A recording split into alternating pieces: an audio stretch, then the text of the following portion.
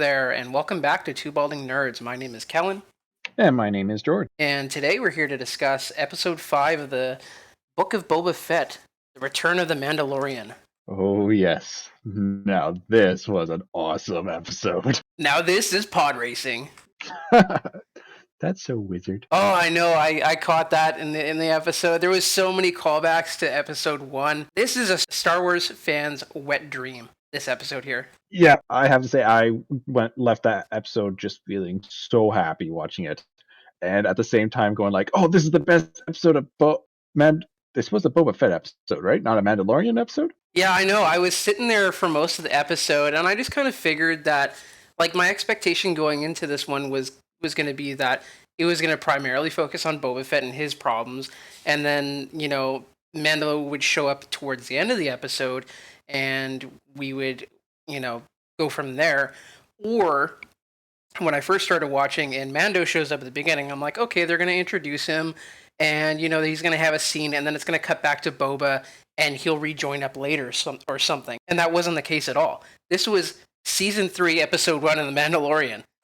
Yeah, absolutely. I 100% agree with that description. By all accounts, though, this episode was excellent. It just wasn't a Book of Boba Fett episode, and you can't convince me otherwise. Yeah, no, that's the thing that I find so difficult because, like, I literally finished watching it with my wife, and I was like, "Oh, this was the best episode of Mando."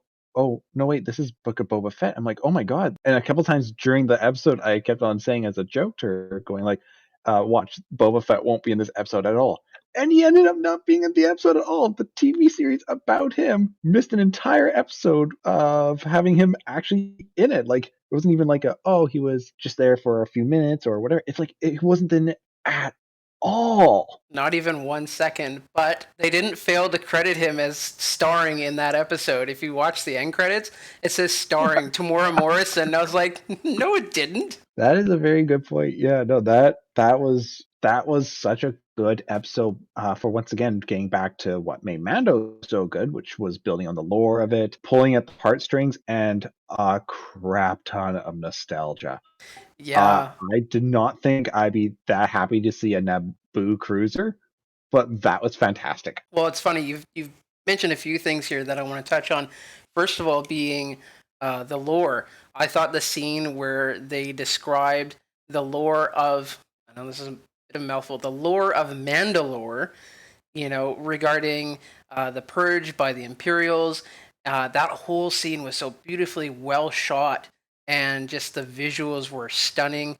I was floored watching that. And then leading into the nostalgia bit, with the N1 starfighter from Naboo, I had actually seen an article earlier this week saying that it was looking like Mando's new ship was going to be a Naboo Star Cruiser. And I had to say, when I first read that, I was really disappointed. I was like, oh, this is really going to be just crappy. I love episode 1. I was 7 years old when that movie came out, and even like back then I thought the Naboo Star Cruisers were cool, but as I got older, I sort of realized that they look kind of lame. They look like royalty spaceships instead of like actual fighters, and I'm not disappointed anymore after the way he like customized his. At the same time, I go, yeah, if the Naboo Star fighter was essentially more of a royal ship, it wasn't a ship that was really that great at fighting. After all, it couldn't. They even said like its best weapon on it couldn't even dent the shields of the Federation ships. It was until or Anakin flew in that it actually did any damage. Yeah, no, I can definitely say. Just wanted to touch on the Imperial bombing of Mandalore. That was amazing. I actually was wondering, did you get any vibes of like Terminator 2 scenes when they were like going around shooting people? When you saw the Imperial security droids and the probe droids all flying around into all the flames and everything, that scene reminded me so much of the original Terminator films. It's funny you mentioned that, because I was actually going to bring that up, that the K2SO units did remind me a lot of the T-800s, and the probe droids did seem like HKs, the hunter killers, but I was a little bit surprised because I thought the K2SO units were just security droids that were on like Imperial Starfleet cruisers and stuff like that. I didn't think that they actually sent them out to do any of that sort of grunt work. I thought that's what all the stormtroopers were for. So I was surprised to see that. Yeah, no, I didn't think that was what their purpose was either, but I thought about it being like for like the extreme weather with the fire and the hazards, it does make sense for them to send in the droids, considering droids are kind of lack of better word, always been like second class citizens in Well, Star they're Wars. definitely more expendable than an actual human life. A lot more easy to replace. Yep, no pension for the droids. Of course. Yeah, that opening scene though with Mando, it was probably some of the best Star Wars I've seen in a while. I had a grin from ear to ear watching him slice that dude in half with a dark saber. I actually literally yelled out, "Oh shit!" Yeah, no, that was you're right. Once again, it was just it was seeing the fight and everything. It was just so entertaining, and it was. I find it funny because I said when he walked in and he was saying like, "You're coming with me, dead or alive," kind of idea. I said to my wife, I was like, "Yeah, this is what everyone was expecting the Book of Boba Fett to be like." And instead, this is Mando who is now taken on what everyone thought Boba was going to be like, and Boba has changed his character so much. But I have to say, I thoroughly enjoyed seeing Mando doing what he did. That was just fantastic. Yeah, they introduced a new angle with the dark saber that I haven't seen in other mediums of Star Wars. In that it seems like it's fighting him. In that it's heavy to wield. Where I don't know if you watched Rebels, but in Rebels, Sabine Wren is essentially kind of gifted the dark saber, and they train her with it. And there was no mention of it ever feeling heavy for her. Yeah, no, 100%. That one, I did a little head scratch on that one, going like, okay, because you also saw the other Mandalorian, I don't recall his name, who challenged Mando there, and he was also wielding it in a way that looked like it was heavy, which I go, originally when George Lucas made Star Wars, he told like Mark Hamill, Luke Skywalker, he was to use both hands when using the lightsabers because they were heavy, and it was supposed to be more like how a samurai uses it. Vader only used one hand just because Vader was supposed to be stupidly strong. Mind you, that's George Lucas changed his mind on it several times of why things are the way they are, so I'm not sure that still stands today.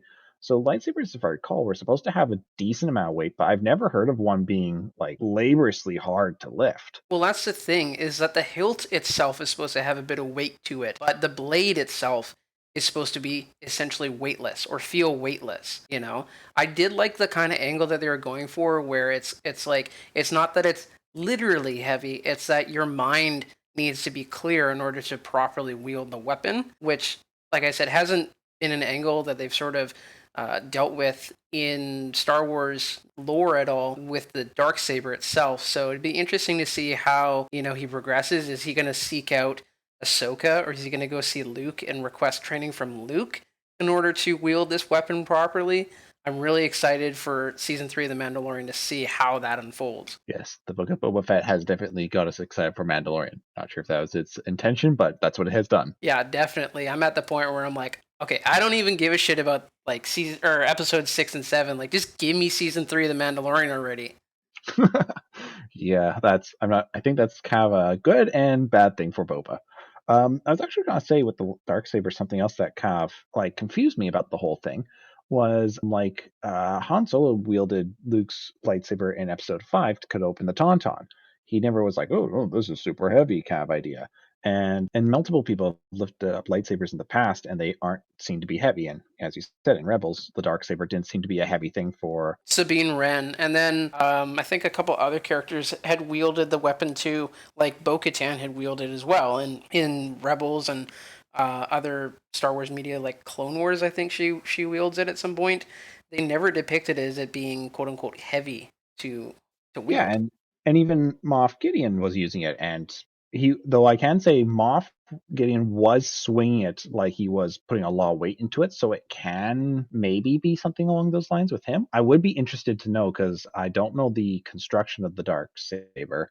If maybe it's due to some weird corruption with a kyber crystal, because the new lore, old lore Star Wars Sith lightsabers, the red ones, were like a synthetically made kyber or crystal. Whereas new lore with the Disney lore, it's you have to make the crystal bleed, I think they called it, and Yeah. essentially you corrupt the crystal of someone else's lightsaber. I think. The Uh, whole point of like the kyber crystal is that the Jedi is supposed to bond with that kyber crystal. It's like it's a sentient living thing that mhm. has like feelings. And so my idea for the reason why it's heavy is because It's almost like in Harry Potter, the wand chooses a wizard, Mr. Potter. I feel like the lightsaber has to sort of accept Din as its new owner, kind of like the Master Wand, Mm, or the Elder Wand, kind yeah, of yeah. having an owner. I kind of feel like there's a bit of a sentience within that kyber crystal, and it has to accept the owner. And so far, right now, it's kind of like rejecting him, and that's why it's heavy. I feel like Mhm. that's kind of the angle that they're going for with this.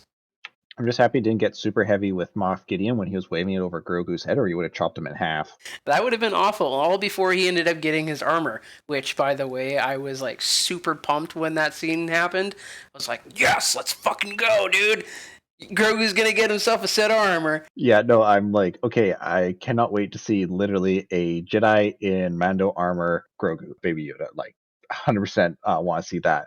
And I also loved how the little cloth thing that he was carrying it around in, he kept on having it with the little poked outside, so it reminded me of Grogu's head. Yeah, I got a little bit of man feelings there when he was sitting on what I call the space greyhound, sitting there looking at the little Grogu, I don't know, I want to call it a handkerchief or whatever, just missing him. And I was like, I can feel that, when I'm stuck at work and missing my son and want to see him. So Yeah, it no hit doubt. home for me a little bit. But I laughed when he was boarding onto the space greyhound, and they're like, "Oh, sir, you can't board with weapons," and he's like, "Well, I'm Mandalorian. It's part of my religion."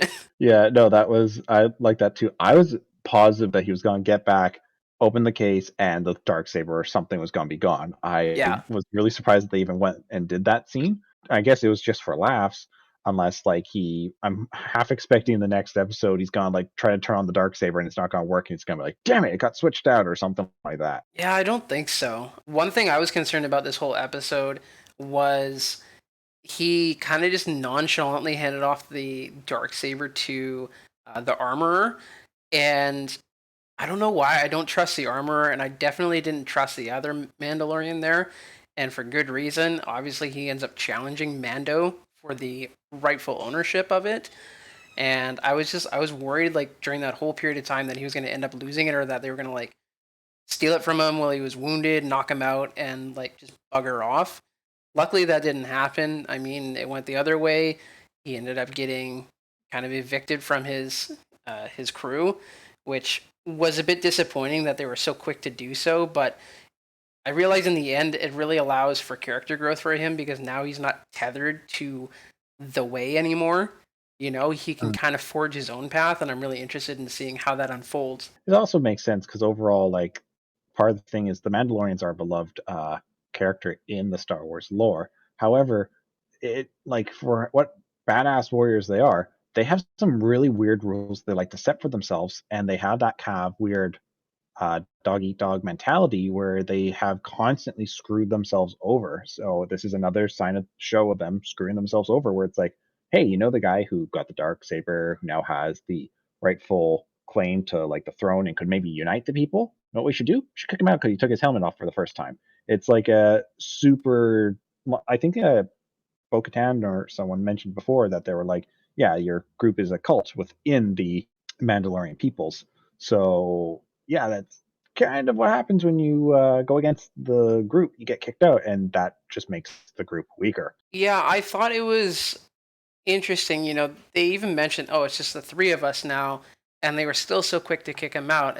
You would think that with their numbers being as small as they are, that they would not so much overlook his transgression, but they'd at least be willing to give him some form of opportunity to atone. And I know they said, hey, there is a way to atone, but not really because it's destroyed. You would think that they would come up with some creative solution to be like, you know what, for lack of better words, you fucked up, but like we're gonna get you to do this, and it's gonna be some crazy mission that you should not survive, but if you survive, then it's like the gods willed it, sort of thing, Mm. and convince them to allow him to stay. But like I mentioned, I think this gives him freedom from that way of life, and it's going to allow his character to grow. So I think it had to be done. But maybe in the future we'll end up seeing them again at some point. Probably, I wouldn't be surprised if a good portion of season 3 is him getting Grogu back slash him going on this adventure to try and get his honor back for taking off his helmet. I also find it funny, another rule of the Mandalorians, Beskar shouldn't be turned into weapons because that can pierce our armor. Well, that would have been really bad if Mando believed that when he went against Gideon, or he probably would have lost his head. Yeah, no doubt. Just want to quickly move on before we get too wrapped up in other things here. When he got onto Tatooine and he was in the docking bay, did you notice the little droid that was there that was being chased by the Womp Rat? Yes, that's the one from Fallen Order, is it? Yeah, so it's funny. BB-1, right? Yeah, so I recognized the droid. I couldn't put my finger on it when I was first watching the episode, and it took until after the episode. I was talking with a friend of mine, and he's like, "Oh, hey, do you notice the droid from Fallen Order was in it?" And I was like, "Yes, I did." And I couldn't remember the name of the droid, so luckily he told me the name, and I was like, "Okay, that's why I recognize it." I think the last time I played Fallen Order was like 2 years ago, so that's why I couldn't put my finger on what I had seen it in before. Yeah. As soon as I saw him, I went, oh, and I was like, yeah, and I said, pretty sure I said the wrong game name, but I said, oh, that one's the one from whatever game name I mentioned. I can't remember now, but yeah, it's from Fallen Order, and it was the droid that everyone quite liked because it's really cute and nice. Of course. So, yeah, but I loved all the flashbacks. I loved watching him fly his N1 through the Bunta Eve Classic pod racing course in the Beggars Canyon. Oh, good memories there. I also love the fact that they haven't fixed the ramp that Anakin blasted through. Oh, I didn't notice that. Yeah, no. When he drove through, if you notice to the side, there was a service ramp, and it has all this broken debris in front of it. So it's Oh, like, no, I mean, I noticed the ramp. I didn't notice the debris. I wasn't paying that close attention, I guess. yeah, there were still some broken shards of stuff on the ground. It was old, obviously looking, but you could see broken stuff in front of it. I'm excited to see him with his new spaceship now and just how fast that thing is. It's crazy fast. Yeah, I'm interested to see how that works too. I thought it does have a convenient little pod to put Grogu in, so looking forward to that. Yeah, I've been checking out a couple things online, and I saw one picture and it had an arrow to the pod, and it's like Grogu goes here.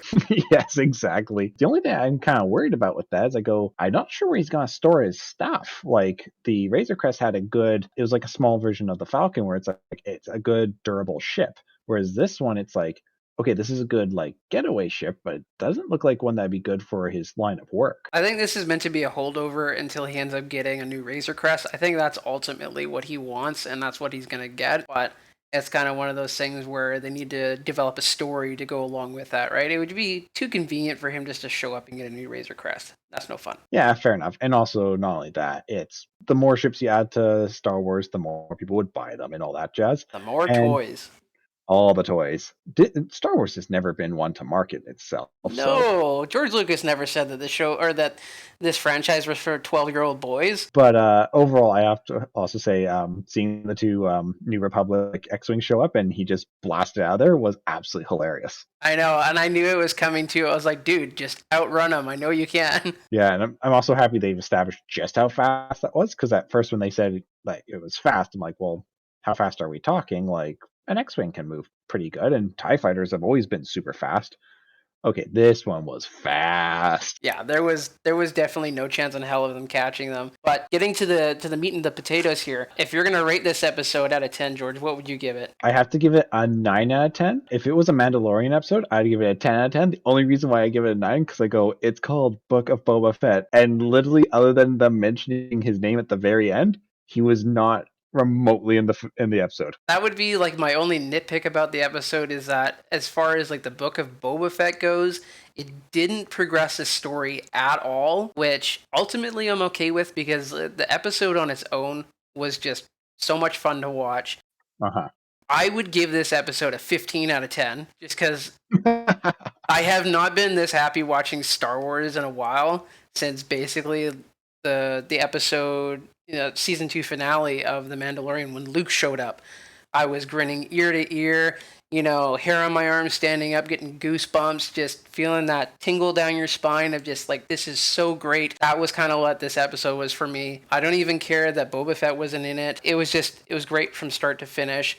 I've watched it twice now.